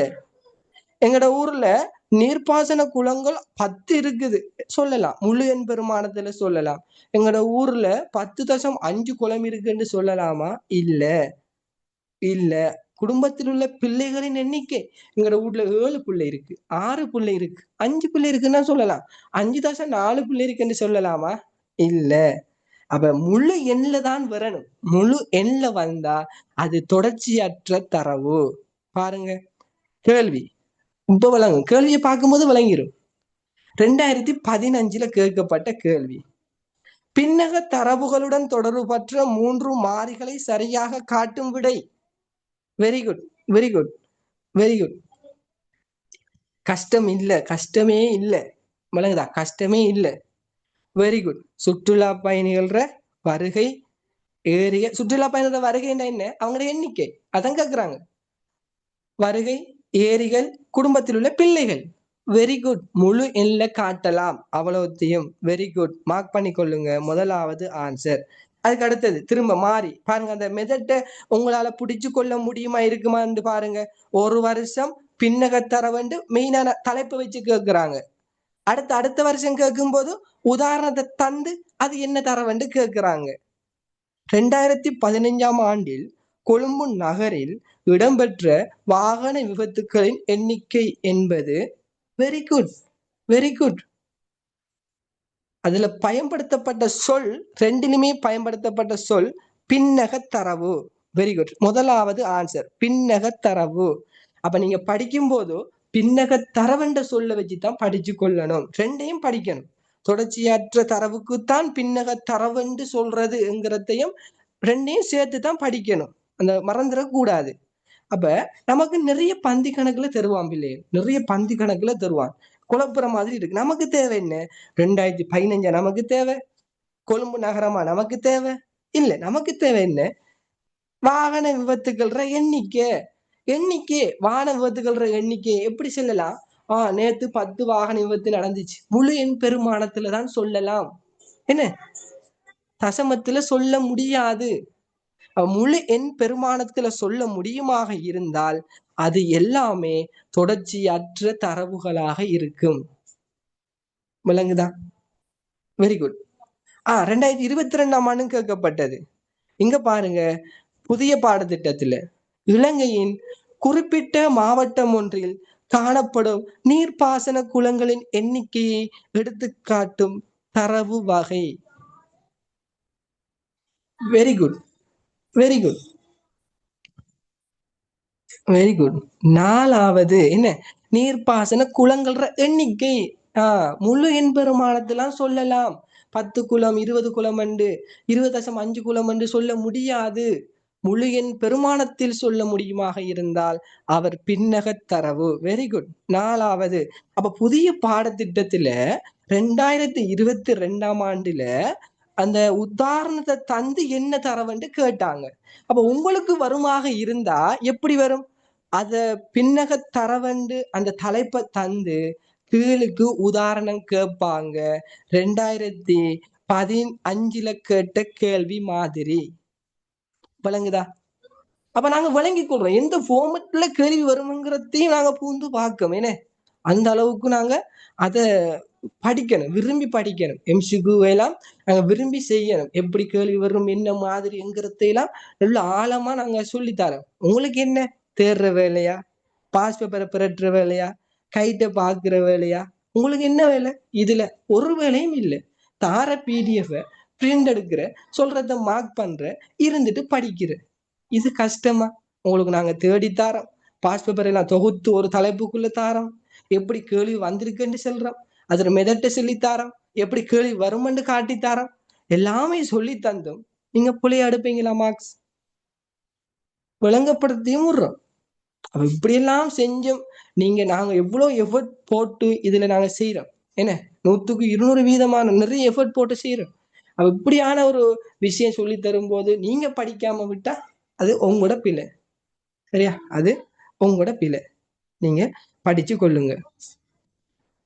அடுத்தது கூட்டமாக்கப்பட்ட தரவு, கூட்டமாக்கப்படாத தரவு. அது நாங்க இதுக்குள்ளேயும் பார்க்கப்பட போறது இல்லை. ஏனென்றா கூட்டமாக்கப்பட்ட தரவு, கூட்டமாக்கப்படாத தரவு நாங்க பின்னுக்கும் பார்ப்போம். ஆனா இதுல ஒரு விஷயத்தை நோமலா விளங்கி கொள்றேன், அவ்வளவும் தான். நோமலா ஒரு விஷயம் சொல்ல போறேன், விளங்கி கொள்றது அவ்வளவும் தான். சரியா? நோமலா ஒரு விஷயம் சொல்லிக் கொள்ள போறேன், அதை விளங்கி கொள்ளுங்க, அவ்வளவும் தான். அதாவது கூட்டமாக்கப்படாத தரவண்டா என்னன்னா, இதுல எம்சிக்கு கேள்வி கேட்கறதுக்கான வாய்ப்பு இல்லை.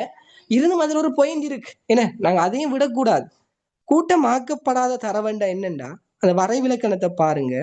ஒரு தரவொண்டு இருக்குது, நீங்க சேகரிச்ச ஒரு தரவொண்டு இருக்குது, அது ஒழுங்குபடுத்தப்படாமல் இருந்தால், எப்படி ஒழுங்குபடுத்தப்படாமல் இருந்தா, பச்சை தரவுகள் என்று சொல்லுவோம். அதை ஒழுங்குபடுத்தப்படாமல் இருந்தா அதை கூட்டமாக்கப்படாத தரவு என்று சொல்லுவோம்.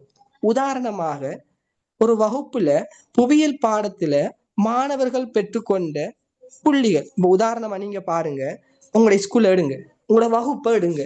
என்ன செஞ்சிருப்பாங்க, ஒரு 30 மாணவர்கள் என்று சொன்னா 30 மாணவர் இன்டெக்ஸும் ஒரு அந்த ஷீட்ல எழுதியிருப்பா மிஸ், ஒரு டீச்சரோ சேரோ. 30 மாணவர் இன்டெக்ஸும் இருக்கும். முதலாவது மாணவருக்கு மார்க்ஸ், அவர் எடுத்த மார்க்ஸ் 60. இரண்டாவது மாணவர் எடுத்த மார்க்ஸ் 40. மூணாவது மாணவர் எடுத்த மார்க்ஸ் 100. நாலாவது மாணவர் எடுத்த மார்க்ஸ் 10. அதுக்கு அடுத்தது 60. அதுக்கு பிறகு 70. இப்ப பாருங்க, இந்த தரவு 60, 40, 100 ஒரு குழம்பி கிடக்குதா இல்லையா? ஒரு இறங்கு வரிசையிலையும் இல்ல, ஒரு ஏறு வரிசையிலையும் இல்ல, ஒரு குழம்பி போய் கிடக்குது, ஒரு ஒழுங்குபடுத்தப்படாமல் கிடக்குது. என்ன, இப்படி ஒழுங்குபடுத்தப்படாம இருக்கிற தரவெல்லாம் கூட்டமாக்கப்படாத தரவுங்கிற அந்த மைண்ட் செட்டை மட்டும் கொண்டு வாங்க, அவ்வளவு தெரிஞ்சிருந்தா போதும். ஒழுங்குபடுத்தப்படாம இருக்கிறதெல்லாம் இப்படி கூட்டமாக்கப்படாத தரவுதான் என்கிறது மட்டும் தெரிஞ்சிருந்தா போதும். அப்ப அந்த பிடிஎஃப் நாங்க இதுல நீங்க பிரிண்ட் பண்ண என்ன செய்வோம்னு சொன்னா, கட்டாயம் இதுக்கு கீழே ஒரு மார்க் பண்ணி வைங்க, ரெட் கலர் பெண்ணியாலன்னு சொல்லுவோம். ஏன்னா இந்த பிடிஎஃப் பிரட்டும் போதும் ரெட் கலர்ல நாங்க மார்க் பண்ணி வச்சது எல்லாமே ஃபைனல் எக்ஸாமுக்கு முதலாண்டு படிக்கிற விஷயங்கள். சரியா? அப்படி கூட்டமாக்கப்பட்ட தரவெண்டா என்ன செல்வோம்னு சொன்னா, தரவுகளை வகுப்பாயிடையின் அடிப்படையில எடுத்து காட்டும். வகுப்பா இடைகளின் அடிப்படையில் எடுத்து காட்டும். உதாரணமா, சும்மா உதாரணமா சொல்லிக் கொள்றேன். அந்த புள்ளிகளை, இப்ப மாணவர்கள் எடுத்த புள்ளிகளை 0 தொடக்கம் 35 வரைக்கும் எத்தனை மாணவர்கள்? 10 மாணவர்கள் எடுத்திருக்காங்க. அங்கால 36 இருந்து ஒரு 50 வரைக்கும் எத்தனை மாணவர் எடுத்திருக்காங்க? ஒரு 6 மாணவர்கள் எடுத்திருக்காங்க. இப்படி ஒரு வகுப்பா இடையின் அடிப்படையில நாங்க தரவுகளை கொண்டு வருவோமாக இருந்தா அது கூட்டமாக்கப்பட்ட தரவு.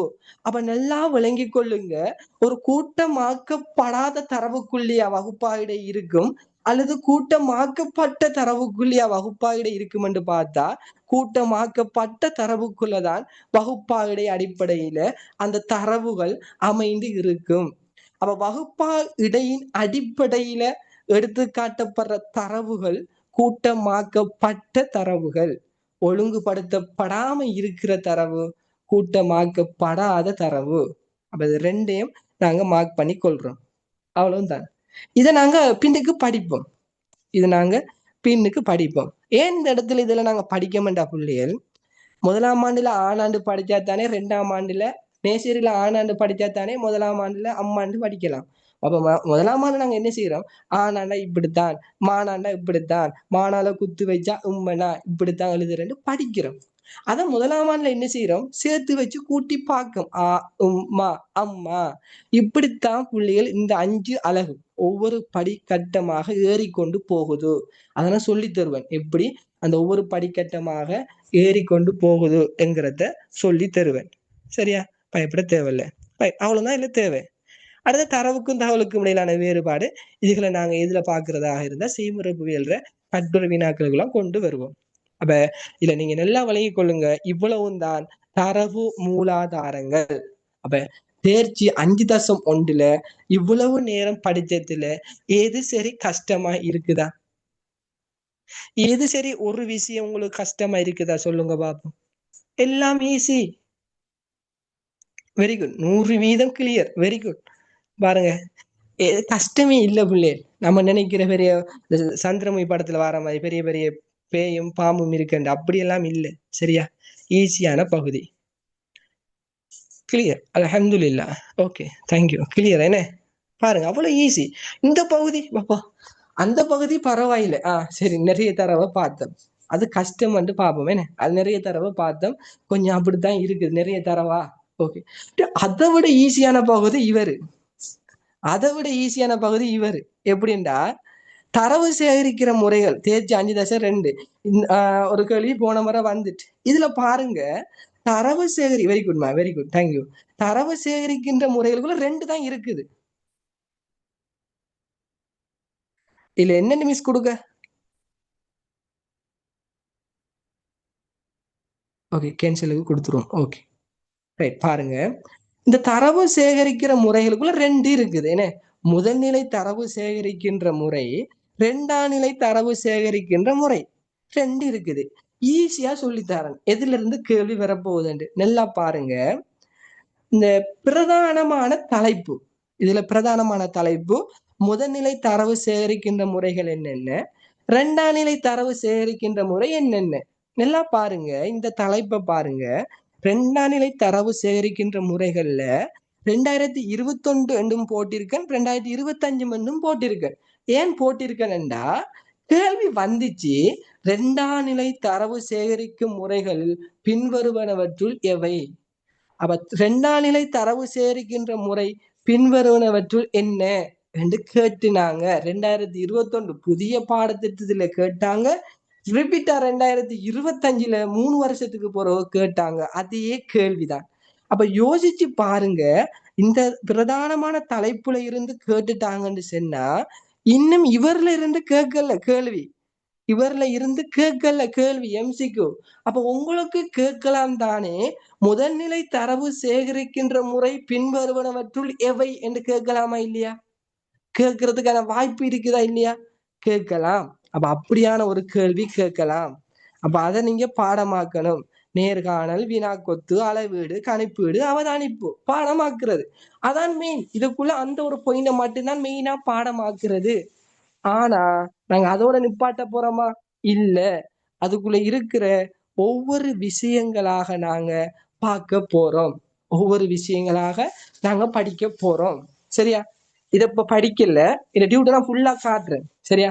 ஒவ்வொரு தேர்ச்சி மட்டங்களும் எப்படி இருக்குதுன்னு பாருங்க. இதை நம்ம படிக்கல, ஃபுல்லா காட்டுறேன். அந்தந்த தலைப்புக்கு கீழே கடந்த கால வினாக்களை எல்லாம் கொண்டு வந்து நாங்க என்ன செய்யறோம், இதுல ஃபுல்லா காட்டுறோம். சரிதானே?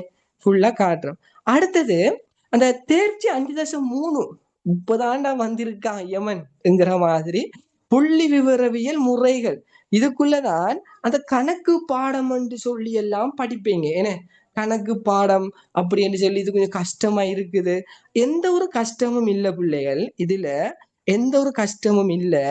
இதுக்குள்ள மொத்தம் 5 வகையாக பிரிச்சிருக்கு.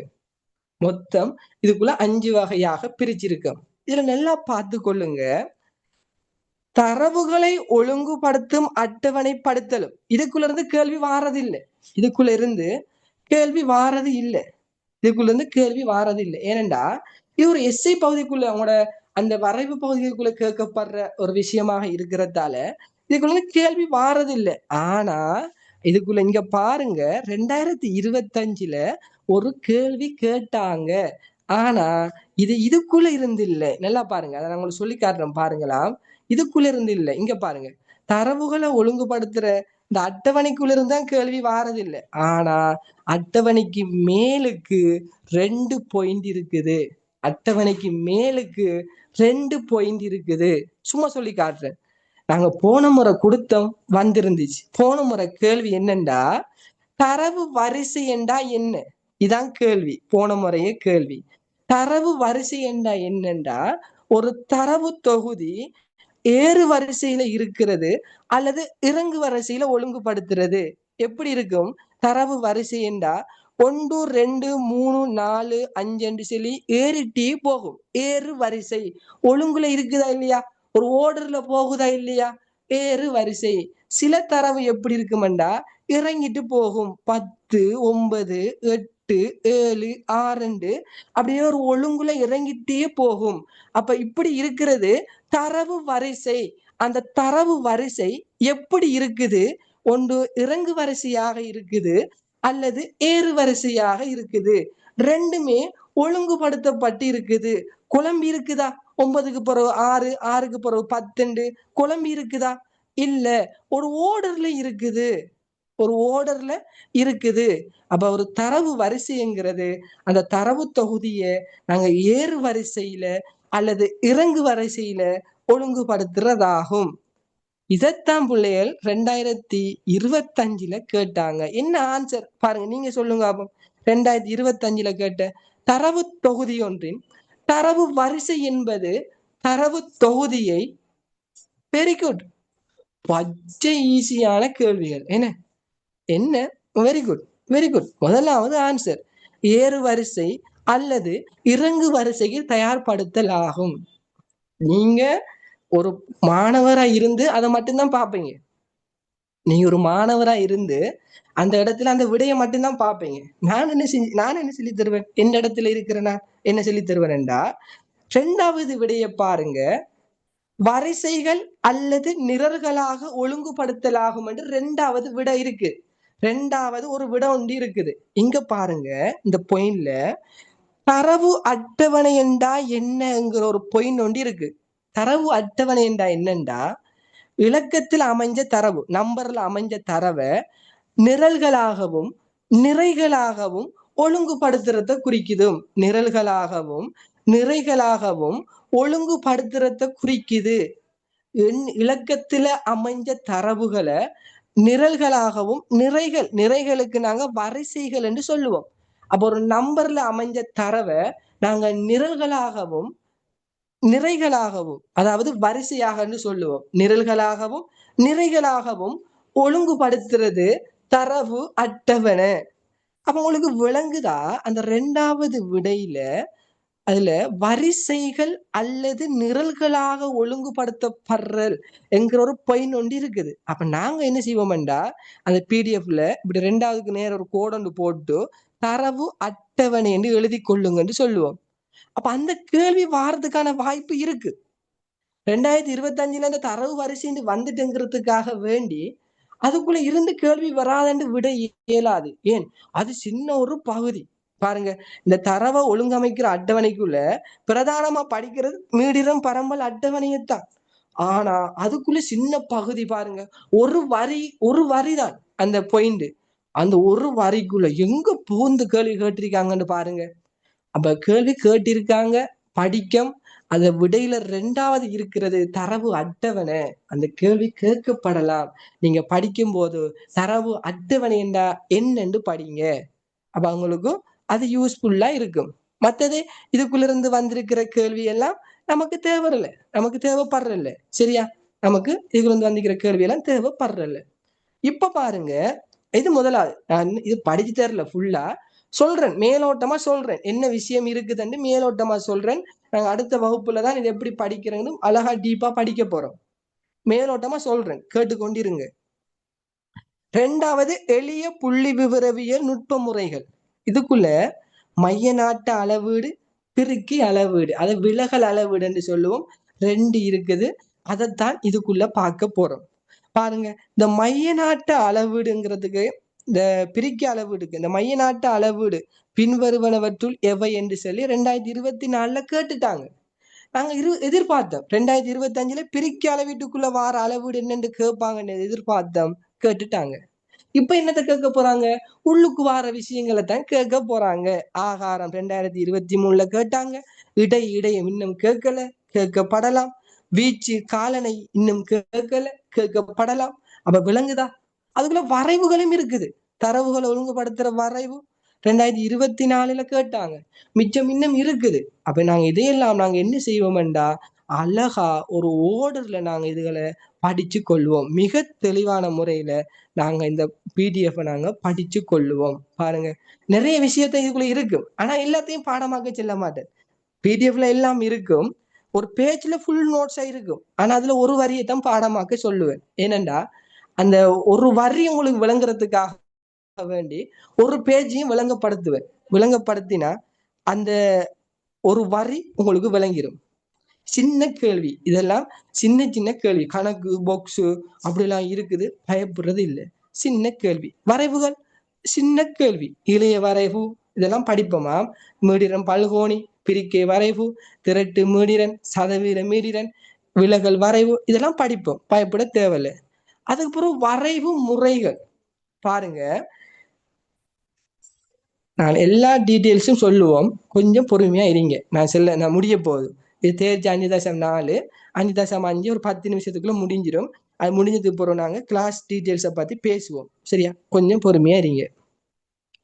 இதுல பாருங்க, இந்த வரைவு முறைகள்ல பார் வரைவு, கோட்டு வரைவு, வட்ட வரைவு இப்படி நிறைய விஷயம் இருக்குது. என்ன 2024 கேட்கப்பட்டது, இங்க பாருங்க.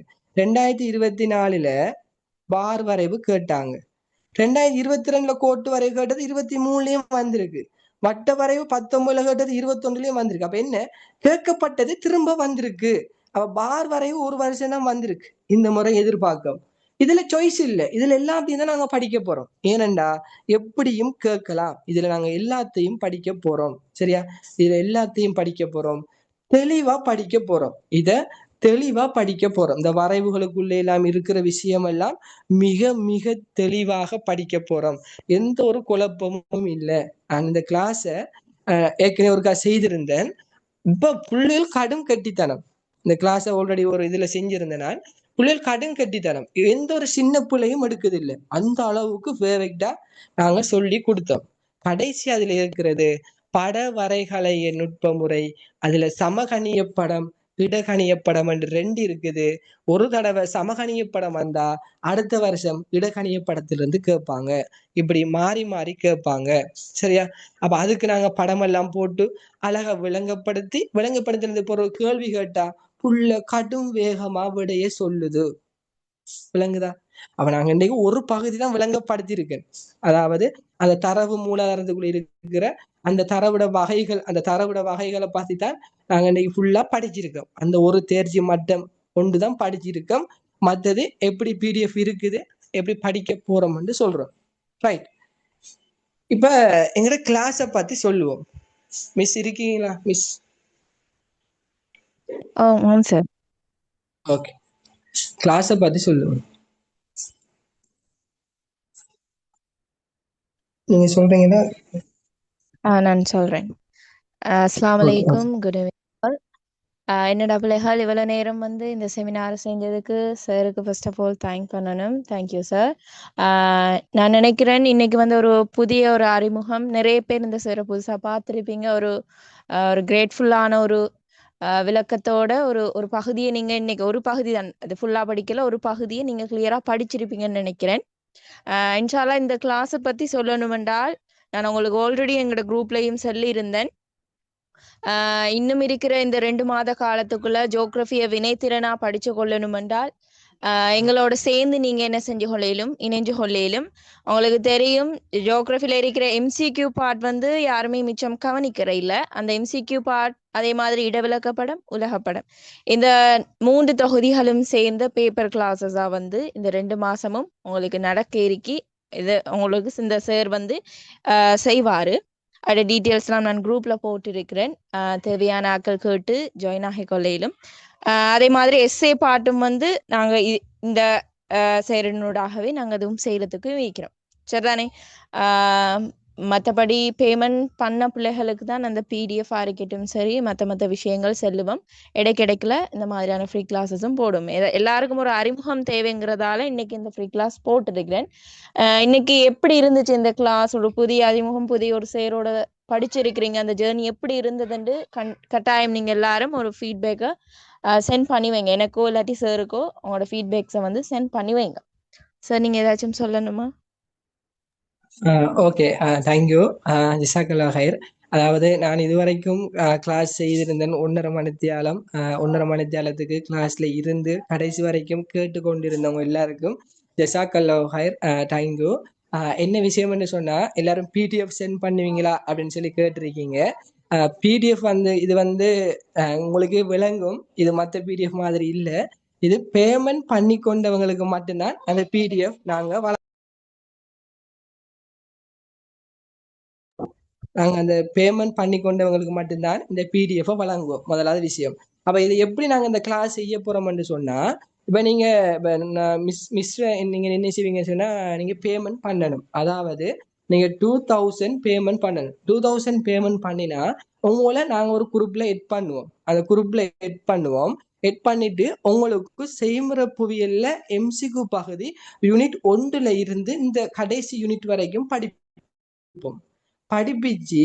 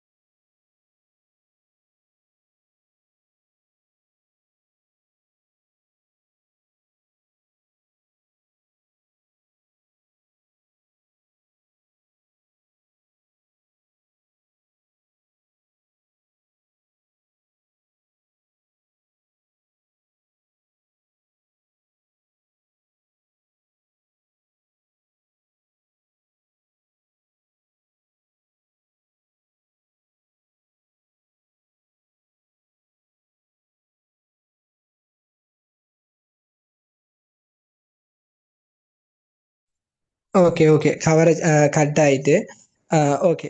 அப்போ அவதானிச்சு கொள்ளுங்க. அப்போ நீங்கள் கட்டாயம் நீங்கள் பேமெண்ட் பண்ணி கொண்டீங்கன்னு சொன்னால் உங்களுக்கு நாங்கள் இதை பிடிஎஃப் உங்களுக்கு தருவோம்.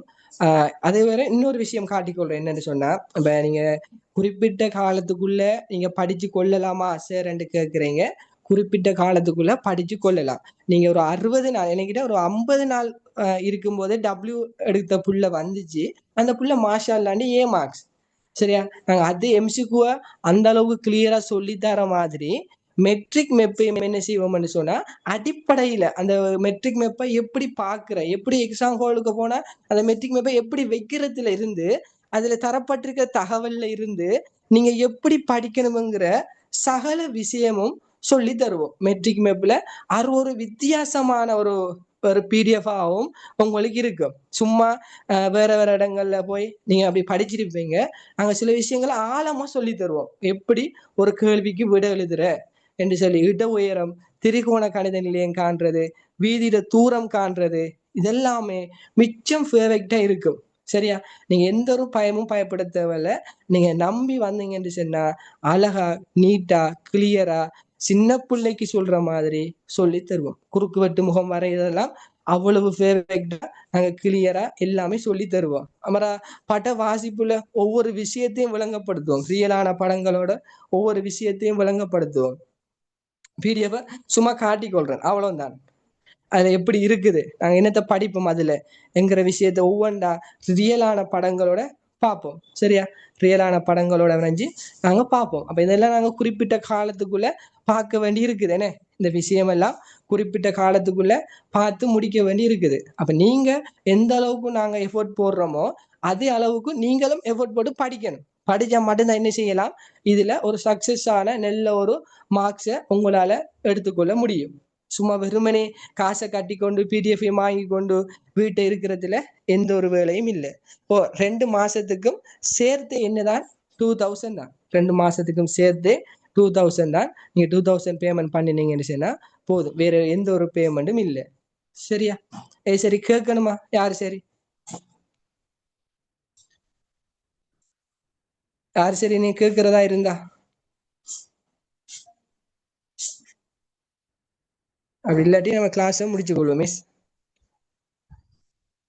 கட்டாயம் உங்களோட ஃபீட்பேக் எல்லாத்தையும் மிஸ்டர் குரூப்ல போடுங்க. கட்டாயம் ஷேர் பண்ணுங்க. எனக்கும் அனுப்பும் மிஸ். கட்டாயம் உங்களோட ஃபீட்பேக்குகளை தெரிவிச்சு கொள்ளுங்க. சரியா, குரூப்ல இன்ஷா அல்லா. ஓகே, நம்ம கிளாஸை முடிச்சு கொள்வோம். சரியா, ஓகே சார், ஜஸாக்குமுல்லாஹ் ஹைரன். ஓகே சார், ஓகே சார், பாரக்கல்லாஹு ஃபீக். Okay, thank you.